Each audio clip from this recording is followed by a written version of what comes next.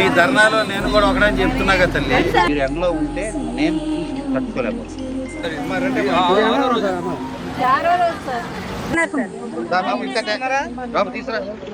అక్కడ ఉన్న అంగన్వాడీ మహిళా సోదరి మనులందరికీ కూడా నమస్కారం. మీ స్థానిక శాసనసభ్యుడు మీ అందరికీ నమస్కారాలు తెలియజేస్తున్నా. గతంలో కూడా మీరు మీ సమస్యల గురించి గలం విప్పారు. అప్పుడు నేను మద్దతు తెలియజేశా.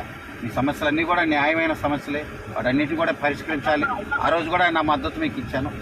ప్రభుత్వం మీకు జీతాల్లో కొద్దిగా ఉపశమనం కలిగించింది.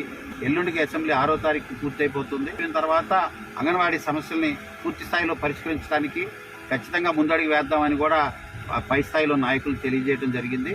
మన ప్రభుత్వం మంచి ప్రభుత్వం, కూటమి ప్రభుత్వం. ఈరోజు ఏ రకమైన బడ్జెట్, ఏ రకమైన ఇబ్బందులు ఉన్నాయి అన్నీ కూడా మీకు తెలుసు. అయినప్పటికీ కూడా న్యాయబద్ధమైన సమస్యల్ని ముందుగా పరిష్కరించాలని ఒక మంచి సంకల్పంతో మన ప్రభుత్వం ఉందని తెలియజేస్తున్నా. ఇంత ఎండను కూడా లెక్క చేయకుండా ఆ రోజు కూడా కడుపు మార్చుకొని ఇబ్బందులు పడ్డ మీ పరిస్థితులు 42 రోజులు ఇలాగే రోడ్డు మీద మీరు ఇది చేస్తుంటే పట్టించుకొని పరిస్థితులు ఉన్నాయి. ఇంకా రోడ్డు మీదకి వచ్చినప్పుడల్లా నేను చాలా కలత చెందుతున్నా. మన నియోజకవర్గ పరిధిలో ఎవరైనా అరెస్ట్ ఉంటే చెప్పండి అమ్మా, ఇప్పుడే వదిలిపెట్టమని చెప్తాను. మీ యూనియన్లో నేను కూడా ఒక సభ్యుడినే, మీ యూనియన్లో నేను కూడా ఒకడిని.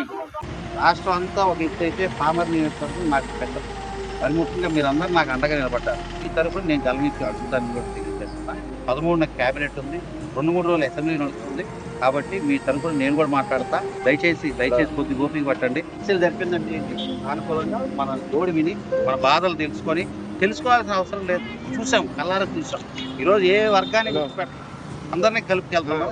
ఖచ్చితంగా అంగన్వాడీకి న్యాయం చేయాలి. అంగన్వాడీ సమస్యల్లో మీ సమస్యల పరిష్కారానికి మీరంతా 101 మంది ఉంటే 102వ వాడిని నేను మీలో ఒకటి.